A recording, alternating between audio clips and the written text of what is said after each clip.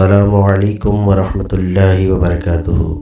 تمام ناظرین کو میرے اس چینل مسلم فاتح پر ایک مرتبہ پھر خوش آمدید۔ ناظرین، ابھی پہلی ہجری کے اہم واقعات آپ کے سامنے پیش کیے جا رہے ہیں۔ پہلی ہجری کے واقعات میں حضرت سلمان فارسی رضی اللہ تعالی عنہ کے اسلام لانے کا واقعہ بھی بہت اہم ہے۔ یہ فارس کے رہنے والے تھے۔ ان کے آباء و اجداد بلکہ ان کے ملک کی پوری آبادی مجوسی یعنی آتش پرست تھی۔ یہ اپنے آبائی دین سے بیزار ہو کر دین حق کی تلاش میں اپنے وطن سے نکلے، مگر ڈاکوؤں نے ان کو گرفتار کر کے اپنا غلام بنا لیا، پھر ان کو بیچ ڈالا۔ چنانچہ یہ کئی بار بکتے رہے اور مختلف لوگوں کی غلامی میں رہے۔ اسی طرح یہ مدینہ پہنچے، کچھ دنوں تک عیسائی بن کر رہے اور یہودیوں سے بھی میل جول رکھتے رہے۔ اس طرح ان کو توریت و انجیل کی کافی معلومات حاصل ہو چکی تھی۔ یہ حضور صلی اللہ علیہ وسلم کی بارگاہ رسالت میں حاضر ہوئے تو پہلے دن تازہ کھجوروں کی اتفاق خدمت اقدس میں یہ کہہ کر پیش کیا کہ یہ صدقہ ہے۔ حضور صلی اللہ علیہ وسلم نے فرمایا کہ اس کو ہمارے سامنے سے اٹھا کر فقراء و مساکین کو دے دو، کیونکہ میں صدقہ نہیں کھاتا۔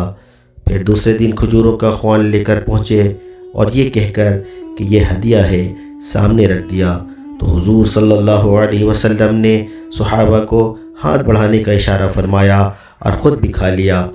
اس درمیان میں حضرت سلمان فارسی رضی اللہ تعالی عنہ نے حضور صلی اللہ علیہ وسلم کے دونوں شانوں کے درمیان جو نظر ڈالی تو مہر نبوت کو دیکھ لیا۔ چونکہ یہ تورات و انجیل میں نبی آخر الزمان صلی اللہ علیہ وسلم کی نشانیاں پڑھ چکے تھے، اس لیے فوراً ہی اسلام قبول کر لیا۔ نمازوں کی رکعت میں اضافہ۔ اب تک فرض نمازوں میں صرف 2 ہی رکعتیں تھیں، مگر ہجرت کے سال اول میں ہی جب حضور صلی اللہ علیہ وسلم مدینہ تشریف لائے تو ظہر و عصر و عشاء میں 4 رکعتیں فرض ہو گئیں، لیکن سفر کی حالت میں اب بھی وہی 2 رکعتیں قائم رہیں۔ اسی کو سفر کی حالت میں نمازوں میں قصر کہتے ہیں۔ اس سال حضرات صحابہ کرام رضی اللہ تعالی عنہم میں سے 3 نہایت ہی شاندار اور جانثار حضرات نے وفات پائی، جو در حقیقت اسلام کے سچے جانثار اور بہت ہی بڑے معین و مددگار تھے۔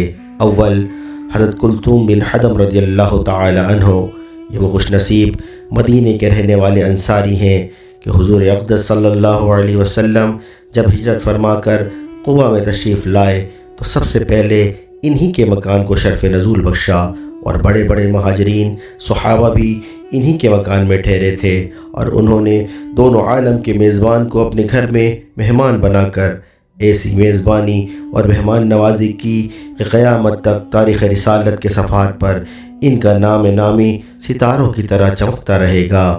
دوم حضرت برعہ بن معرور انصاری رضی اللہ تعالی عنہ، یہ وہ شخص ہیں کہ بیعت عقبہ ثانیہ میں سب سے پہلے حضور صلی اللہ علیہ وسلم کے دست حق پرست پر بیعت کی، اور یہ اپنے قبیلے خزرج کے نقیبوں میں تھے۔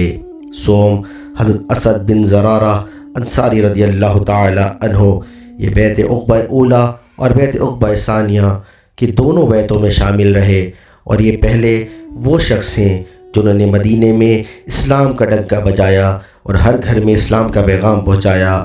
جب مذکورہ والا تینوں معززین صحابہ نے وفات پائی تو منافقین اور یہودیوں نے اس کی خوشی منائی اور حضور صلی اللہ علیہ وسلم کو طعنہ دینا شروع کیا کہ اگر یہ پیغمبر ہوتے تو اللہ تعالیٰ ان کو یہ صدمات کیوں پہنچاتا۔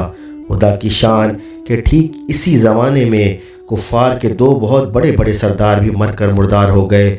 ایک عاص بن وائل سہمی جو حضرت عمر بن العاص صحابی رضی اللہ تعالی عنہ فاتح مصر کا باپ تھا، دوسرا ولید بن مغیرہ جو حضرت خالد سیف اللہ صحابی رضی اللہ تعالی عنہ کا باپ تھا۔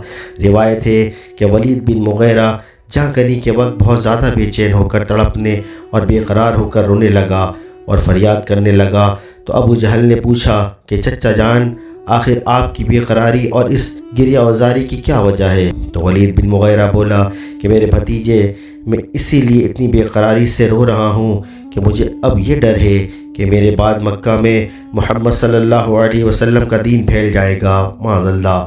یہ سن کر ابو سفیان نے تسلی دی اور کہا کہ چچا آپ ہرگز اس کا غم نہ کریں، میں ضامن ہوتا ہوں کہ میں دین اسلام کو مکے میں نہیں پھیلنے دوں گا۔ چنانچہ ابو سفیان اپنے اس عہد پر اس طرح قائم رہے کہ مکہ فتح ہونے تک وہ برابر اسلام کے خلاف جنگ کرتے رہے، مگر فتح مکہ کے دن ابو سفیان نے اسلام قبول کر لیا اور پھر ایسے صادق الاسلام بن گئے کہ اسلام کی نصرت و حمایت کے لیے زندگی بھر جہاد کرتے رہے، اور انہی جہادوں میں کفار کے تیروں سے ان کی آنکھ زخمی ہو گئی اور روشنی جاتی رہی۔ یہی وہ حضرت ابو سفیان رضی اللہ تعالی عنہ ہیں جن کے سپوت بیٹے حضرت امیر معاویہ رضی اللہ تعالی عنہ ہیں۔ مدارج النبوہ جلد 2 صفحہ 73۔ ناظرین، اسی سال 1 ہجری میں حضرت عبداللہ بن زبیر رضی اللہ تعالی عنہ کی ولادت ہوئی۔ ہجرت کے بعد مہاجرین کے یہاں سب سے پہلا بچہ جو پیدا ہوا وہ یہی حضرت عبداللہ بن زبیر رضی اللہ تعالی عنہ ہیں۔ ان کی والدہ حضرت بی بی اسماء جو حضرت ابو بکر صدیق رضی اللہ تعالی عنہ کی صاحبزادی ہیں، پیدا ہوتے ہی ان کو لے کر بارگاہ رسالت میں حاضر ہوئیں۔ حضور صلی اللہ علیہ وسلم نے ان کو اپنی گود میں بٹھا کر کھجور چبا کر ان کے منہ میں ڈال دی۔ اس طرح سب سے پہلی غذا جو ان کے شکم میں پہنچی وہ حضور اقدس صلی اللہ علیہ وسلم کا لعاب دہن تھا۔ حضرت عبداللہ بن زبیر رضی اللہ تعالی عنہما کی پیدائش سے مسلمان کو بے حد خوشی ہوئی، اس لیے کہ مدینے کے یہودی کہا کرتے تھے کہ ہم لوگوں نے مہاجرین پر ایسا جادو کر دیا ہے کہ ان لوگوں کے یہاں کوئی بچہ پیدا ہی نہیں ہوگا۔ زرقانی جلد 1 صفحہ 460۔ ناظرین، آج کی ویڈیو یہیں تک، انشاءاللہ اگلی ویڈیو میں ملاقات ہوگی۔ السلام علیکم ورحمۃ اللہ وبرکاتہ۔